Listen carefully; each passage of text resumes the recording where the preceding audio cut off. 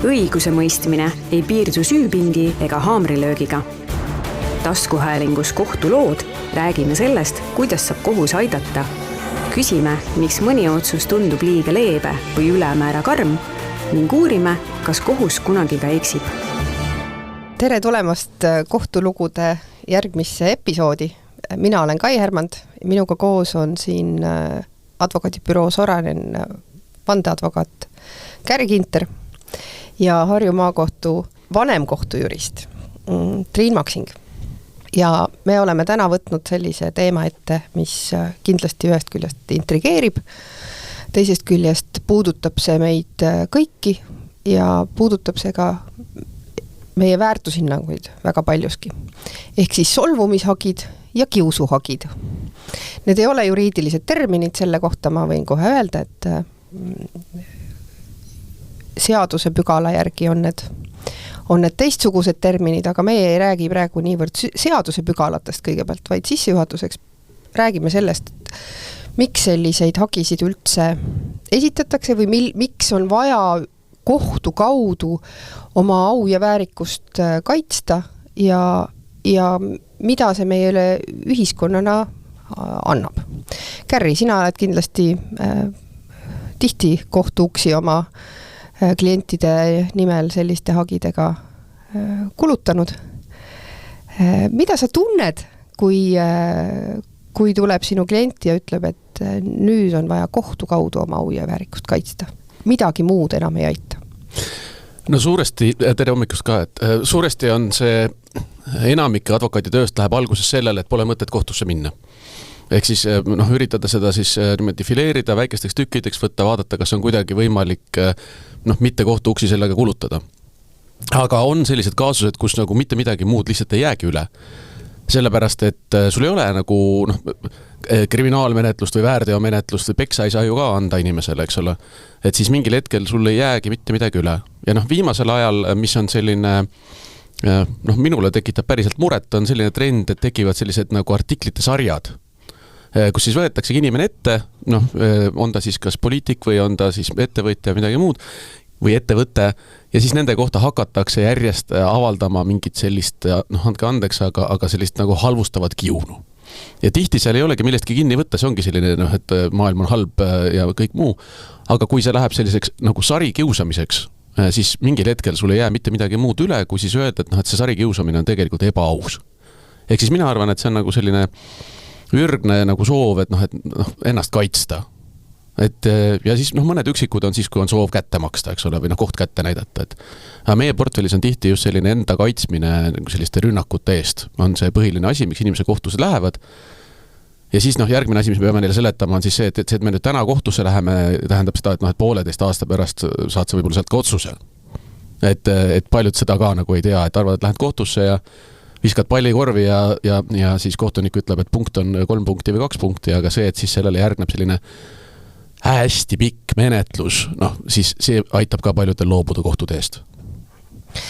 Kui me vaatame numbreid, statistikanumbreid, siis 4 aastaga on kahekordistunud selliste hagide arv, mida esitatakse siis oma au ja väärikuse kaitseks.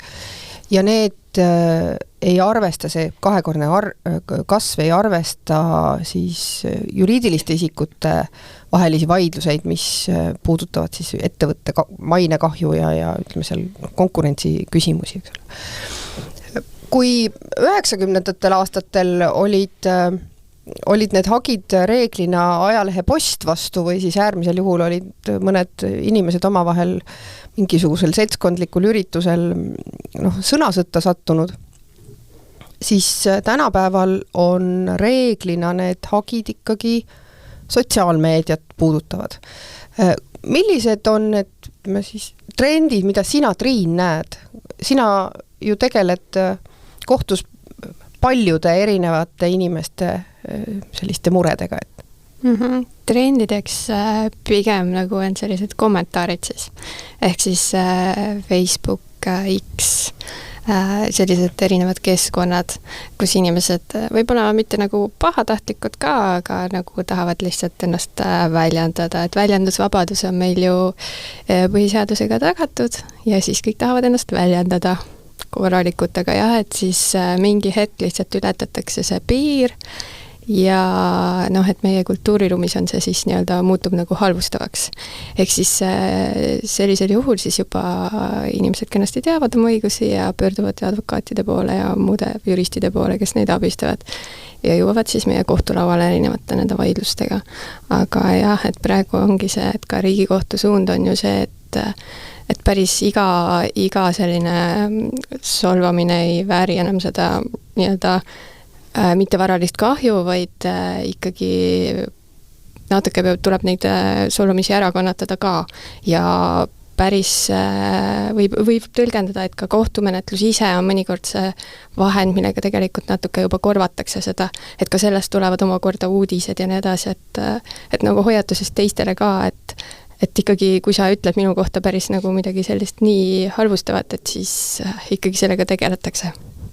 Hästi, aga räägimegi siis sellest, mis on need kohtu kaudu oma au kaitsmise võimalused, et tõsi on tõesti siis see, et ühe inimese põhiseaduslik väljendusvabaduse õigus lõpeb seal, kus hakkab teise inimese põhiseadusega kaitstud au ja väärikuse kaitse. Aga mida üldse saab kohtu käest paluda või kohtu abil maksma panna? Triin siin korraks mainis mittevaralist kahju ja ütleme siis rahalist hüvitist selle eest. Aga mis on see tegelik põhjus, mida tegelikult soovitakse läbi kohtu maksma panna? Kärri, on see soov öelda, et kohtunik tuleks ja ütleks oma kohtu autoriteediga, et sa tegid valesti?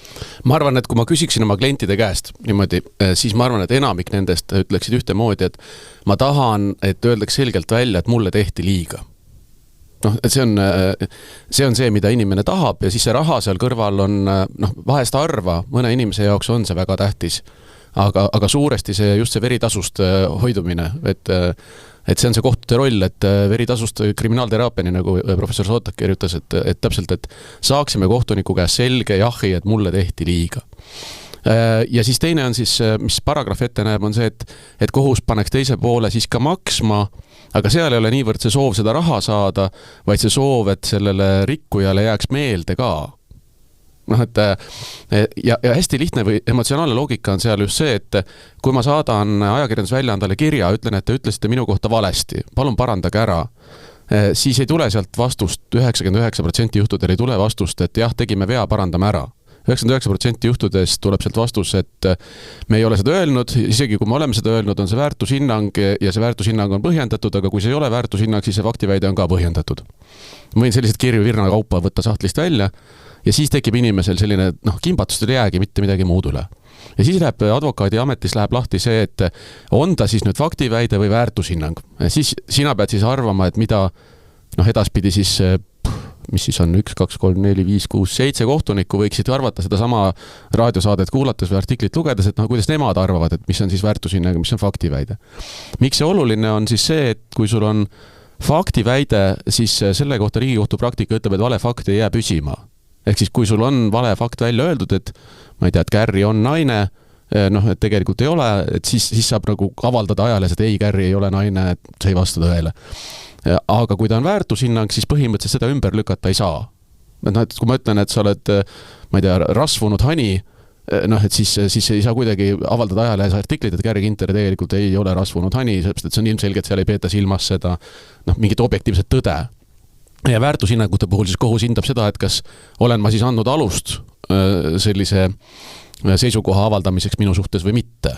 Ja sinna juurde mõlemal juhul on võimalik siis küsida ka mittevaralise kahju hüvitamist ja üldjuhul me teeme seda niimoodi, et me jätame selle summa kohtu otsustada ja me teeme seda sellepärast, et ei ilmuks järgmist ajale artiklit, et näed, ma ei tea, Savisaar nõuab Delfilt 1 miljonit. Et siis nagu seda lisa negatiivset meediakajastust inimesed ei taha ja siis jääb see kohtu otsustada. Ja nüüd nagu Triin ka siin ütles, et siis Riigikohus ütles, et üldiselt võib juhtuda ka nii, et sa ei saa üldse mitte midagi. jah, väga paljudel juhtudel ju me räägimegi just nimelt sellest, et millised väärtushinnangud peavad olema tavapärases inimsuhtluses lubatud või talutavad, eks ole. See ju tähendab seda, et mingisugune kriitika, eriti konstruktiivne kriitika on ühest küljest lubatud ja teistpidi siis seda tuleb ka taluda ja välja kannatada. Aga kõik see, mis puudutab inimeste siis üle piiri halvustamist, see on siis see, mille vastu kohtukaitset saab. Aga Triin, tuleb sul mõni selline vaidlus meelde, kus on hästi palju auru läinud just selle peale, et kas tegemist on väärtushinnanguga või tegemist on faktiväitega. Et nagu siin Käri välja tõi see rasvunud hanelugu, minule meenuvad sellised, kus räägitakse inimestest, et on pätt näiteks või midagi muud sellist. Et naise peksja, et on lihtsalt peksja, kas ta on siis seda, et see, et näiteks on alustatud juba kriminaalmenetlus ei tähenda, et inimene on milleski juba süüdi, et sa võiksid tema kohta midagi öelda, et see on nagu selline põhiline koht. Et võib-olla nagu on, aga tegelikult veel ei ole. Et selliseid vaidluseid on küll. Et ja igasuguseid muid väljendeid saab ka inimeste kohta öelda, aga jah, et see fakt on seal taga, et sa tood pärast paberi, et näed, mul on see otsus, et näed, ongi see, et see küsimus on tihti, et selgub alles hiljem, et sa ei saa ennem inimest süüdi mõista, kui ta päriselt on kohtu poolt süüdi mõistetud. Ja tihti on ju tegemist selliste inimestega, kelle üheks kas nüüd just sissetuleku allikaks, aga väga oluliseks näitajaks ongi tema maine, eks ole, et kui me räägime inimestest, kes on näiteks juhid või ma ei tea, ettevõtte juht näiteks, eks ole, et kui tema või on ta mingisugune muu inimene, kelle reputatsioon on väga suur osa tema tööst. Vastab tõele, mul tuli lihtsalt üks näide meelde vanast kohtuasjast, üsna vana on Tallinna ringkonnakohustus mul õnnestus kaotada. Ja siis oli niimoodi, et oli televiisoris oli saade ja saates siis politseinik ütles niimoodi, mingit mõrvarit kirjeldades, et leidsime nii ja nii mitu laipa, aga ega see ilmselt kõiki laipu pole üles leidnud. Päris täpselt sõnastus ei olnud see. Ja selle peale siis inimene tuli vanglast, andis kohtusse telesaate ja ütles, et tõestage, et mul on rohkem laipu. Jäigi fakti väide ja tuli ümber lükata ja see, et politseist esindaja seda ütles, ei päästnud seda ajakirjandusväljannet kuidagi moodi. Et sellised veidrad juhtumid on, et sul hakkab mingil hetkel sõnavabadus selles mõttes kaduma, et tekibki selline spekulatsioon, et enam ei tohi spekuleerida ka. Niimoodi, et seal on see väike trikk, aga et see piiri tõmbamine ja moraal ja niimoodi, et mul on üks kaasus on praegu, nimesid nimetamata, aga ütleme, et kui sa vaatad kohtupraktikat, siis on olemas selline väljend nagu korruptsioonihõnguline või korruptsioonilõhn või midagi sellist, on ju. Aga teiselt poolt on ka selline lause, et see ei saa olla muud kui korruptsioon. Ja nüüd et kas see on siis on ta nüüd mõlemad väärtushinnangud või on üks nendest kahest väärtushinnang, kuidas sa seda siis niimoodi, et kui sa nüüd hakkad kohtusse minema, et kus sa selle siis tõe teada saad, siis tõe sa saad tõenäoliselt teada siis ringkonnakohtust, et kuidas edasi liikuda, eks ole. Aga see, kus au ja väärikus on et ettevõtjatel on sellega, äriühingutel on sellega päris tõsine probleem, sellepärast, et meie seaduse järgi, Riigikohtu praktika järgi äriühingul seda mittevaralist kahju sellisel kujul olla ei saa. Ja meil ongi üks protsess on pooleli, kus ajaleht avaldab regulaarsusega artikleid äriühingu kohta ja jätab mulje, et nende kutsetegevus on kuidagi ebaeetiline ja need annavad valeinformatsiooni oma toodete kohta. Ei saagi midagi muud teha, tuleb jälle artikkel ja need järgmise hagi ütled, et see ei ole tõsi. Järgmine artikkel, see ei ole tõsi, aga lõpuks see advokaadi kulu nende täiendavate nõuete lappimise peale jääb ju tema kanda suuresti. Ja siis, kui see ajaleht selle siis kuskil 74. leheküljel väikses trükis ilma avaldab, et need 3 lauset olid valed, ega seda artiklit ja plaavat see enam tagasi ei võta. Ja see äriühing tegelikult jääbki kaitseta. Ja tema siis vahetu konkurent saab siis üle järgmise artikli kogu aeg võimaluse kommenteerida, kuidas olukord on ikkagi väga pahasti ja kuidas kliendid peaksid olema ettevaatlikud tema toodete suhtes. et kuidas see hävitab, ma ei tea, põllumeeste või metsameeste tulevikku, et nad, ma ei tea, puud kasvavad viltu või mis iganes, eks ole. Et siis ongi Eesti õiguses ongi selline koht, kus sellised äriühingud tegelikult kohtutes tõhusat kaitset ei saa.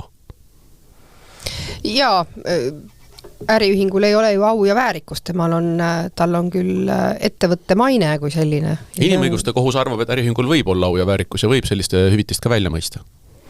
Jah, Eesti seadus seda meil ei luba. Täpselt. Aga räägime võib-olla siis nendest hüvitistest natukene, et sa, Triin, just ennem siin mainisid, et kohtupraktika ikkagi alati selle raha väljamõistmist ei nõua ja ikka me loeme aeg-ajalt pealkirju, et nõuti 1 eurot või midagi muud sellist, et kas see mittevaralise kahju hüvitis, kuidas see kujuneb?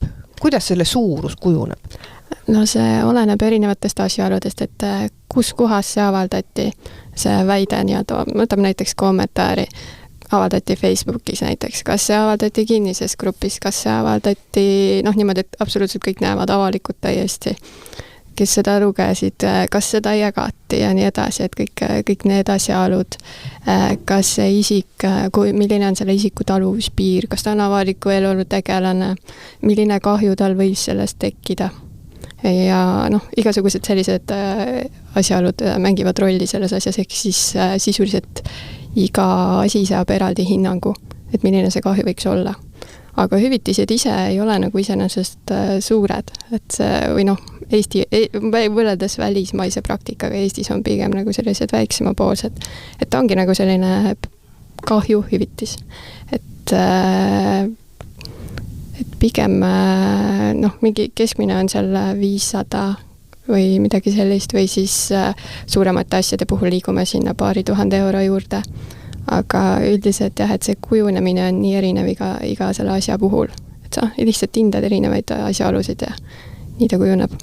Sa mainisid, et milles see kahju seisneb, kas siis solvatud inimene peab hakkama ise seda kahjudis tõendama ja kuidas ta siis tõendab seda või mis on see kahju, mis tal peab tulema tekkinud, et kas ta, ma ei tea, karjus oma koera peale seetõttu, et ta luges sellist masendavat artiklist endast või peab psühholoogi juurde minema?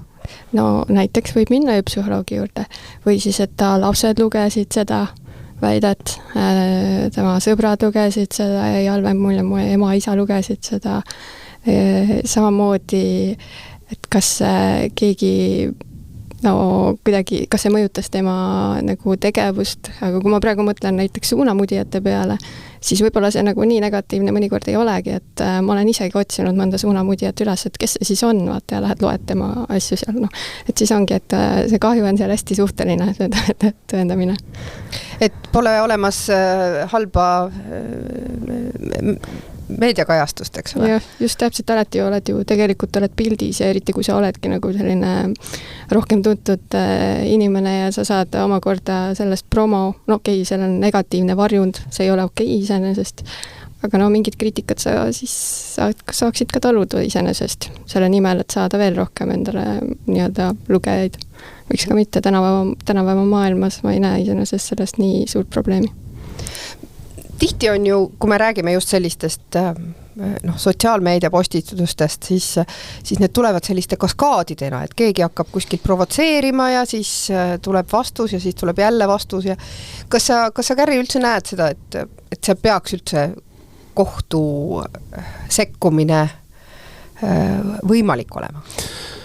No need, mis puudutab seal Facebookis jagelemist, siis mul on endal selline vahva kogemus sellest ajast, kui ma olin Tallinna Sadama juhatusliige ja siis meil oli turundusmaterjal oli selle kohta, et kui palju meil on uutel parvlaevadel invakohti ja ma ei tea, elektripistikuid ja mis iganes asju ja siis laekus mulle ka kolleegi käest kiri, et ma pean oma Facebookis avaldatud informatsiooni ümber lükkama, sellepärast, et härra Leedo praamidel võib invaliid sõida igal pool ringi oma ratastooliga, et ütleme täpselt sõnastust ei mäleta, aga siis ma olin sunnitud tõesti, vabatahtlikult läksin Facebooki, kirjutasin tõesti, et seal nagu need invakohtadega on neil kõik väga hästi ja et ratastool mahub igale poole. Ja see olukord lahenebki kõige lihtsamini siis, kui sa selle lihtsalt ise ümber lükkad. See on nagu väga mõistlik viis, kuidas olukorraga tegeleda. Aga mulle tõesti tundub ka, et see Facebookis sõimlemine võiks tegelikult väärida vähem kohtu tähelepanu. Et natukene see nii nagu Triin ütles just seda, et noh, et kui suur on selle informatsiooni nagu leviku ulatus, kui suur on tegelikult see ebameeldivustunne, mis sinu sees sellel hetkel võib tekkida, et siis, kui sa lähed meeleheitlikult kuskilt allkommentaarist, otsid mingi lause, mis on vale ja siis sellega lähed kohtu uksi kulutama, siis tundub natukene selline ressursi raiskamine. Aga sa küsid, et kuidas mittevarane kahju võiks nagu välja näha, et kohtupraktika järgi sa seda tõendama ei pea, eks. Aga kui ma näen inimesi, kelle suhtes selline olukord on nagu toimumas, eks ole, siis mul on mitu sellist klienti aastate jooksul, kes ütlevad, et sa lähed nagu õhtul magama ja sa mõtled, et mis jama hommikul minu kohta võidakse jälle avaldada. Et sul on selline ärevuse tunne tuleb ja sa oled kaitsetu, sinu vastas on siis üleriigiline ajaleht või mingisugune väga hea loetavusega blogi ja sa oled täiesti kaitsetu. Ja üldjuhul sa ei saa ka mingit hagi tagamist, et seda ei tohi enam teha ja see ruineerib inimesi ikkagi päris korralikult. Ja on mitu sellist juhtumit, kus sa juba tead, et kas siis nüüd täna hommikul, aga homme või ülehomme tuleb jälle mingisugune asi ja lapsed lähevad kooli, sõbrad naeravad, mõnitatakse ja inimestel tekibki ärevus. Aga nüüd on minu arvates on see jällegi selline nagu kuidagi öelda nagu ebamõistlik, et kui mind nüüd mõnitatakse, hirmutatakse, tekitatakse ärevust, et siis ma pean tulema kohtu juurde ütlema, et vaata, et ma käisin psühhiaatri juures või psühholoogi juures, et mul on siin paber selle kohta, ja siis ajaleht saab siis sinu paberi, et sul on siis ärevushäire seal või midagi, ja sa tegelikult ei taha seda jagada ja tegelikult sa ei peaks seda jagama kohtuga, et see võiks olla kuidagi eeldatud, et kui minu kohta halvasti kirjutatakse, et küllap ma sellepärast ennast ka halvasti tunnen. Et natukene see on selline minu arvates moraalselt nagu küsitav, et kas selline enda õnnetuse, unetuse ja vaimsete raskuste kirjeldamine, mida praegu kohus nõuab, et see võib-olla äkki ei ole õige tee. Mina olen seda meelt ka, et tõesti tõendamise küsimus ei ole, aga mina olen ka alati küsinud inimeste käest, vähemalt kohtuistungil, seda, et milles see ebamugavus tal seisneb. Kui ta seda ei soovi jagada, see on teine küsimus, eks ole, aga see aitab kindlasti hinnata just nimelt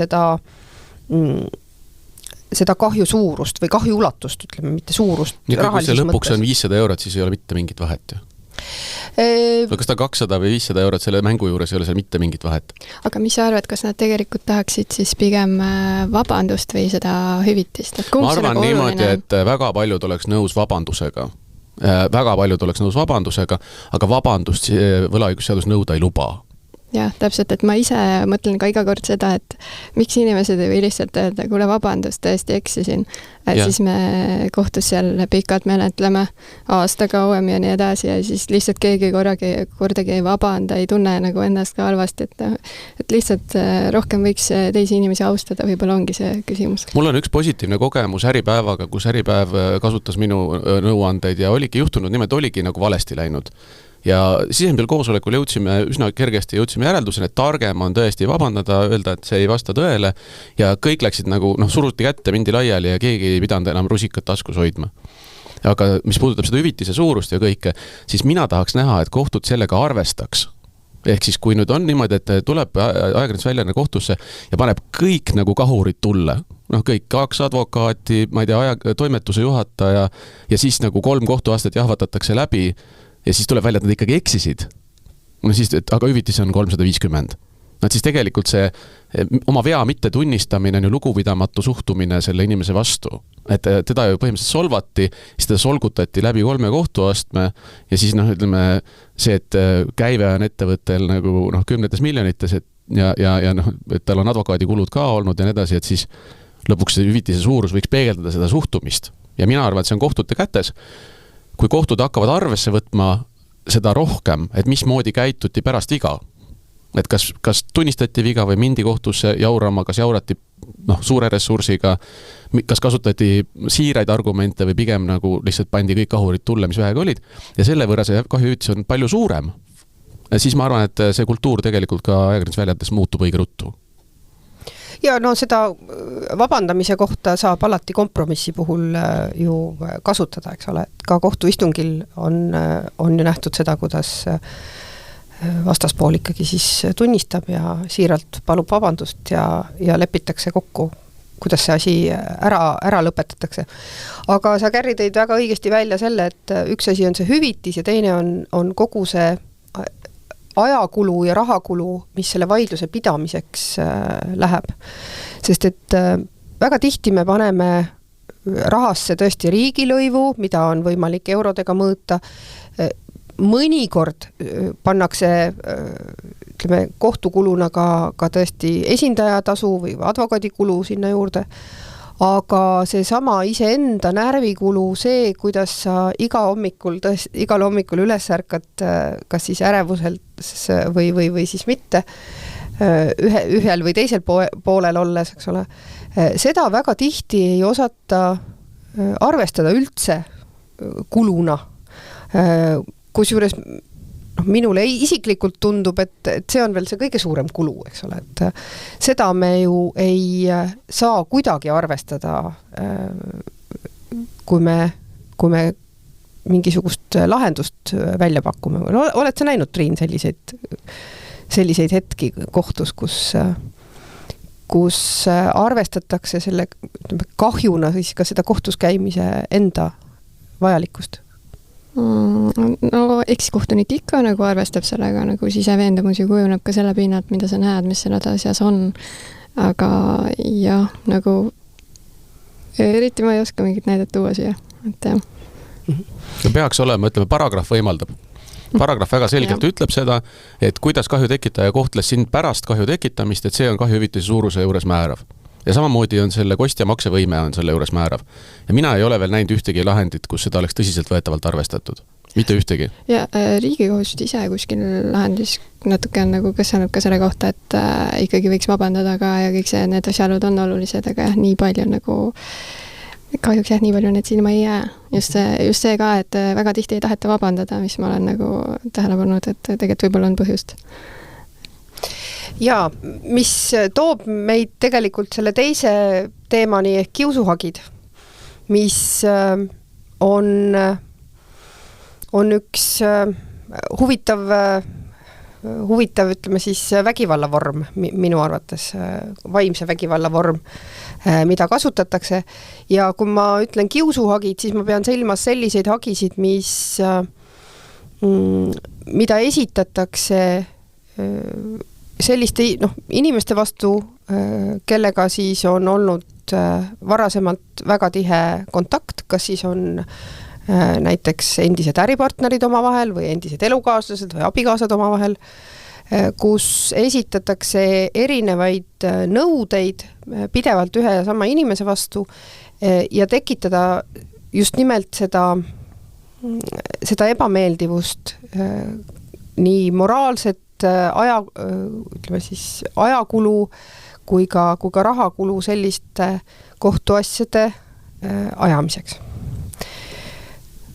Kas tuleb mõni selline näide elust kohe meelde ka?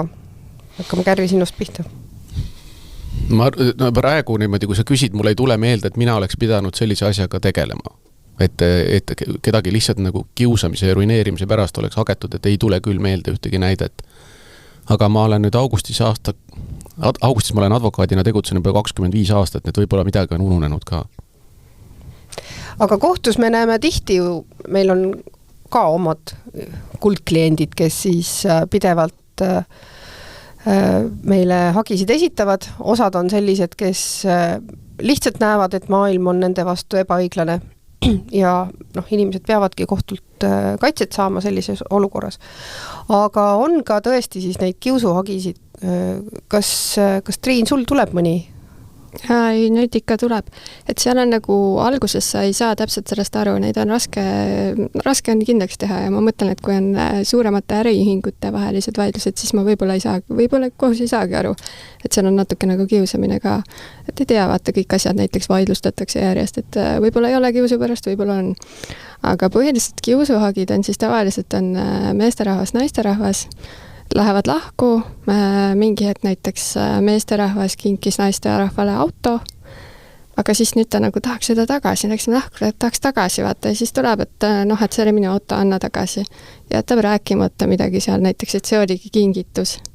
see ei olnud tööauto näiteks, nagu menetluses võib-olla väidetakse, et tegemist on tööautoga, et sa said selle töö tegemiseks, mitte kingituseks. Et noh, ühesõnaga moonutatakse neid asjaolusid tegelikkusest natuke teistsuguseks, et lihtsalt võita saada midagi. Või siis lihtsalt jäetakse midagi rääkimata, mis on nagu asja lahendusest oluline, ehk siis kinget sa niisama tagasi ei saa. Või noh, mulle meenub mingeid muid näiteid ka, näiteks 2 meesterahvast olid koos, elasid koos, aga siis mingi hetk üks toetas teist materiaalselt, aga siis hiljem ilmnes, et sellel ühel meesterahval on hoopis mingi muu meesterahvas.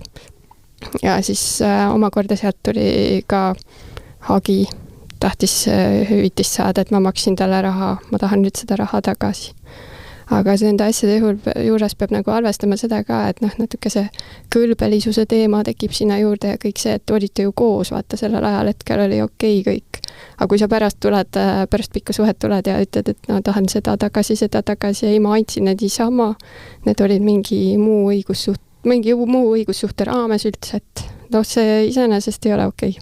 Mul on sellega seoses mitte nüüd enda kogemus, vaid kui me ülikoolis kirjutasime teadusartiklit selle teemal, et mis suhted tekivad inimestel kooselus. Noh, et kui sa lähed lahku, et mida sa siis jagad või ei jaga. Ja see on hästi põnev valdkond tõesti, et üks kaasus, kas oli või isegi rohkem, kus siis kohtunud olid öelnud, et noh, et ma ei tea, minul on korter, sina elad seal sees ja siis lähme lahku. Ja siis ma agen sinu käest poolt üüri nagu selle aja eest, et sa olid muga seal 10 aastat, et siis viimane 3 aastat pole aegunud, et maksa mulle nagu üür tagasi. Et noh, et elasid küll tasuta, aga nüüd ma tahan ikkagi üüri saada. Tundub hästi nõme ja nagu ebaõiglane mõnes mõttes ja Riigikohus nii ka ütles, et võt seda üüri nüüd nagu sa siiski ei saa. Aga teistpidi jälle Riigikohtus tuleb vastu sellega, et aga võib-olla meil tekkis seal mingi seltsing ja äkki me hakkame kuidagi minu korteri väärtuse kasvu ja hoopis jagama.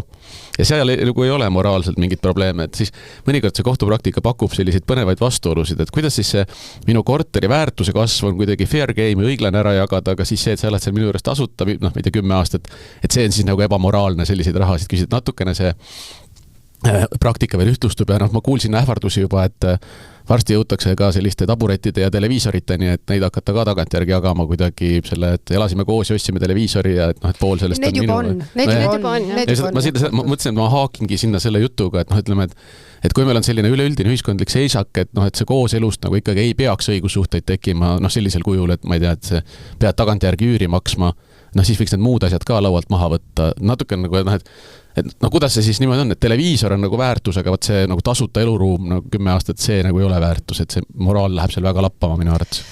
Jah, neid on väga selliseid drastilisi näiteid, kus tõesti üks endistest elukaaslastest on ostnud arvuti tervele perekonnale kasutamiseks, selle vihaos ära lõhkunud ja nüüd siis nõuab või aknast välja visanud, ütleme siis otse välja. Päris lahe. Ja nüüd nõuab siis teiselt poolelt selle eest hüvitist.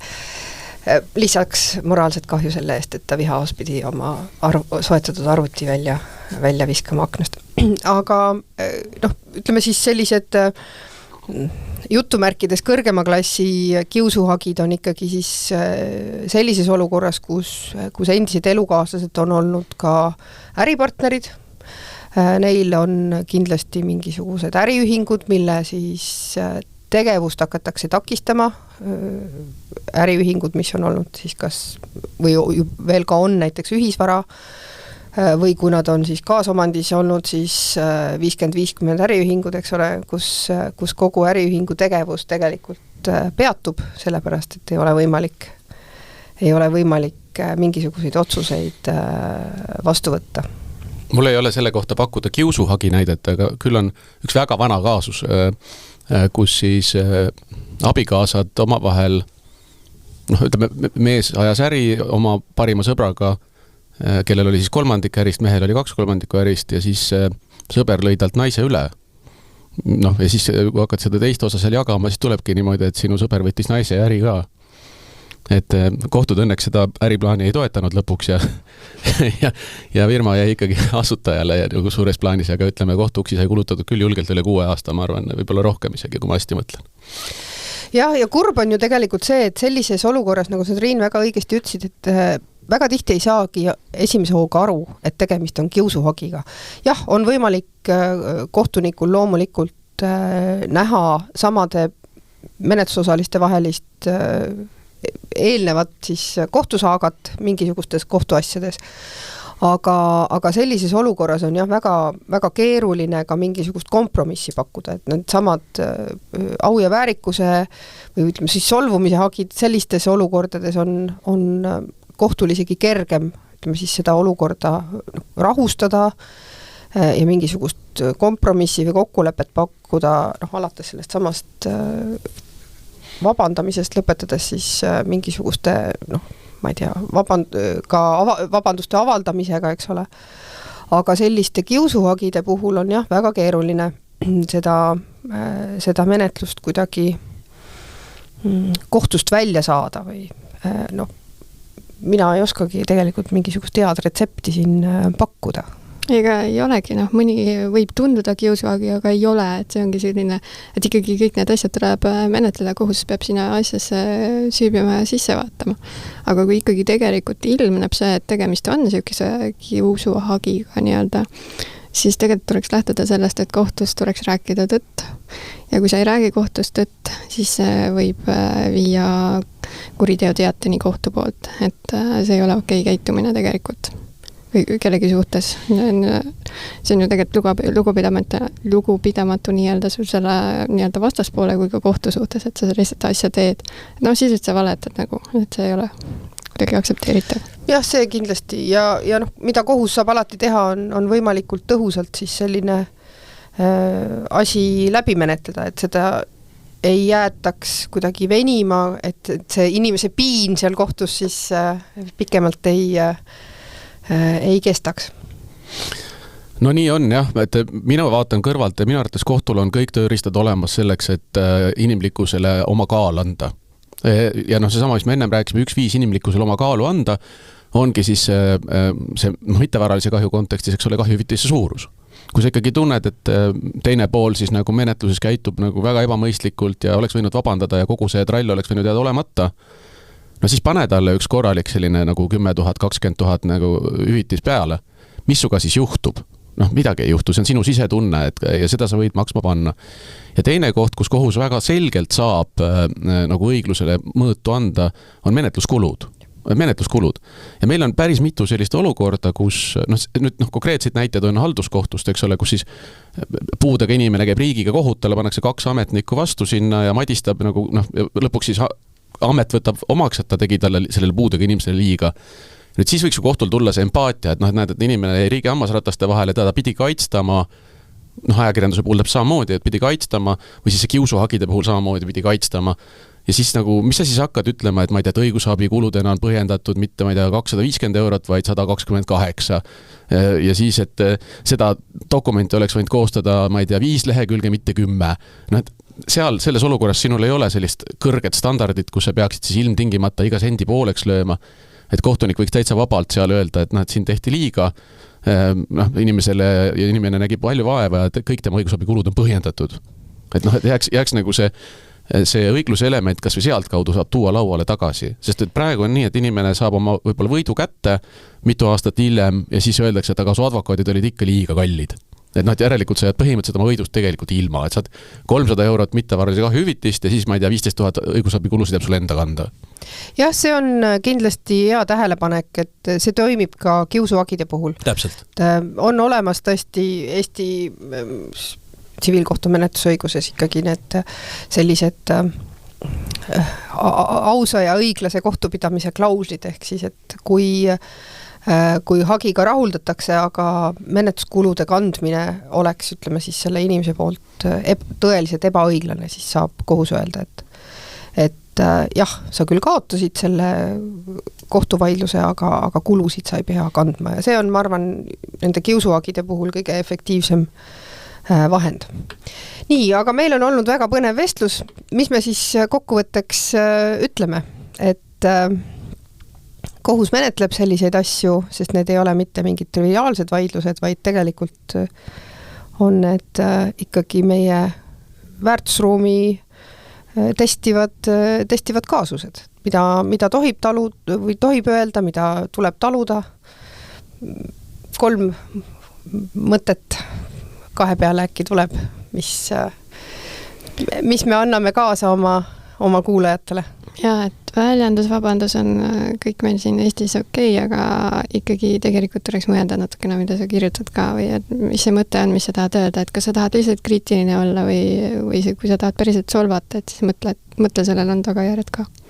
No mina ütleksin võib-olla üks nõuanne ajakirjanikele või isegi 2, et sinu ülesanne ei ole kedagi nagu mättasse lüüa ajakirjanikuna. Et kui sul on ajakirjanikuna küsimused, siis esita need küsimused. Ära esita väiteid.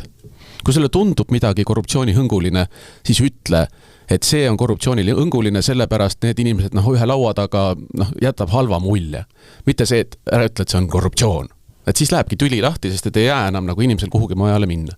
Teine nõuanne on ikkagi see, et kui sa oled nüüd kellelegi liiga teinud, siis ütle palun vabandust. Niimoodi, et see on palju odavam. Meil kolleegid käivad kohtus 40 000 eurot, 50 000 eurot õigusabikulud, ajakirjandusväljanne maksab need ilusasti kinni, aga kui alguses oleks öelnud, et palun vabandust, ei pea sa sellega tegelema, su ajakirjanik ei pea tunnistajana ütluseid andma, sul pole vaja tema märkmeid tõenditena koguda ja see, mida kohus otsustab, seda sa lõpuks kunagi ei tea. Aga kohtunikele nagu nõuanne oleks ikkagi, et näidake üles empaatiat. Et see inimene, kes tuleb kohtusse, kui ta tuleb kiusama lasta, siis on üks olukord, eks ole. Aga väga paljud inimesed tulevad, sellepärast et neile on öeldud, et kohus mõistab õigust Eesti Vabariigi nimel. Et sul on riigi vapiga pitsat ja sina oledki seal saalis Eesti Vabariik. Ja nüüd see kodanik ei tule sinu juurde nagu mingi tüütu advokaat või selline sinu tööaega raiskab, vaid see kodanik tulebki sinu käest nagu abi paluma. Ja tema loodab, et sina siis oled Eesti Vabariik ja aitad teda. Et siis nagu ärgem pakugem neile menetlust, vaid pakume neile sellist empaatiat ja siis nagu sisulist abi ja mõistmist. Ja mida rutem sa seda sisulist abi ja mõistmist pakud, eriti esimeste menetlustoimingute käigus, võivad need asjad tegelikult ilusasti kokkuleppel ka ära lõppeda. Mida kauem see menetlus kestab, kui sa oled sinna kulutanud juba 30 000 eurot ja siis kohtunik ütleb, et kas te olete mõelnud ka kokkuleppe peale, siis see 30 000 eurot on juba läinud ja seda enam kumbki pool pole nõus kinni maksma. Et selles mõttes see, mida varasema staadiumisse seda empaatiat näitad, mida varasema staadiumisse inimesele hoolt üles näitad, seda suurem tõenäosus, et sinu töö lõpeb rutem ja see asi läheb sinu laua pealt ka ära. Väga hästi öeldud. Sama teemaga jätkame suvel Arvamusfestivalil kohtute alal. Tulge siis kõik kenasti Paidesse. Aga täna olid minuga Harju Maakohtu juhtivkohtujurist Triin Maksing ja Soirareni advokaadibüroo vandeadvokaat Käri Kinter. Mina olen Kai Hermand. Väga tore oli. Aitäh! Aitäh! Aitäh! Õiguse mõistmine ei piirdu süüpingi ega haamrilöögiga. Taskuhäälingus kohtulood räägime sellest, kuidas saab kohus aidata. Küsime, miks mõni otsus tundub liiga leebe või ülemäära karm ning uurime, kas kohus kunagi ka eksib.